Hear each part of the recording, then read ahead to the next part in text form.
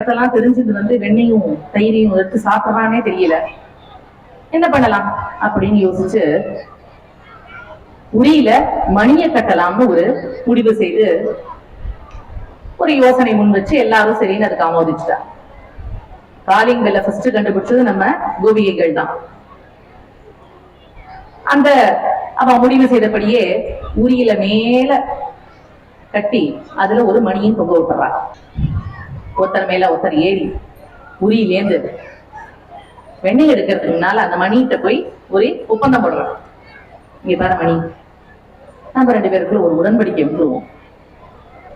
நான் வெண்ணெய் எடுக்கிற வரையும் நீ காட்டி கொடுக்க கூடாது, அப்படி நீ பண்ணனா நீ கேட்டதெல்லாம் நான் தரேன் அப்படின்னு சொன்னதான். இந்த மணி அதுக்கு சொன்னதான், அப்படின்னா நான் என்னோட எஜமானனுக்கு உண்மையானவனா இருக்க முடியாது.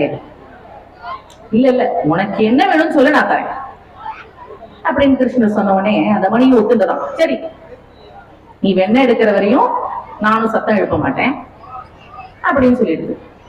அந்த தைரியத்துல கண்ணன் மேல ஏறி வெண்ணெய் தயிர் எல்லாத்தையும் உரியிலேருந்து கீழே இறங்கி வச்சு பங்கு போட எடுக்க கைய உள்ள உடற மணி டிங் டிங் டிங் டிங்னு அடிக்கிறது. கிருஷ்ணர் கேட்கிறாரு, என்ன இது அநியாயம், உங்ககிட்ட ஒரு உடன்படிக்கை போட்டுட்டு தானே நான் மேல ஏறி உரியிலேருந்து எடுத்தேன் வெண்ணெய். கண்ணா, நீ என்ன சொன்னு யோசிச்சு பாரு, வெண்ணெயை எடுக்கிற வரையும் தானே நீ அடிக்கக்கூடாதுன்னு சொன்ன, நீ வெண்ணெயை எடுத்து வச்சுட்ட, அதனால இப்ப நான் மணி அடிச்சுட்டேன் அப்படின்னு சொன்னதான். கண்ணன் அந்த கோபிகை கிட்ட மாட்டிட்டார். ஆனாலும் அவருக்கு எப்படி தப்பிக்க வரணும் தெரியுமே, தப்பிச்சு வெளியில வந்துட்டார். அந்த வெண்ணெய் பானையில் கையை விட்டு வெண்ணெயை எடுத்த அந்த குட்டி கண்ணனை காண்போமா? எட்டி எட்டி பார்க்கிறான் கண்ணன், எட்டி எட்டி பார்க்கிறான் குட்டி பானையை உருட்டி விட்டு. கண்ணன் எட்டி எட்டி பார்க்கிறான் குட்டி பானையை உருட்டி விட்டு.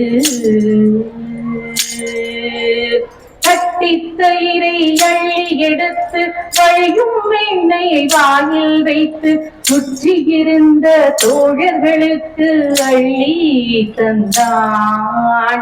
கட்டி தயிரை அள்ளி எடுத்து வழியும் வெண்ணெயை வாயில் வைத்து சுற்றி இருந்த தோழர்களுக்கு அள்ளி தந்தான்.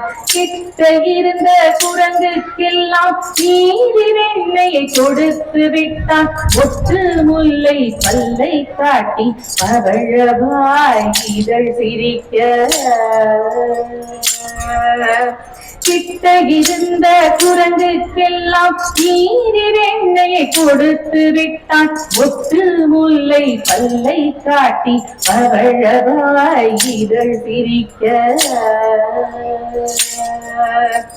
எட்டி எட்டி பார்க்கிறான் குட்டி பாயை உருட்டி விட்டு. யசோதை வந்து பார்க்க ஓடி ஓடி ஒளிந்து கொண்டான். யசோதை வந்து பார்க்க ஓடி ஓடி ஒளிந்து கொண்டான். அவள் அழைத்து வந்து உரலில் கட்டின உடனேயே உரலை இழுத்து சென்று தேவர்களுக்கு அபயம் தந்தான். என்னவென்று நான் உரைப்பேன் இந்த கண்ணன் லீலைதனை.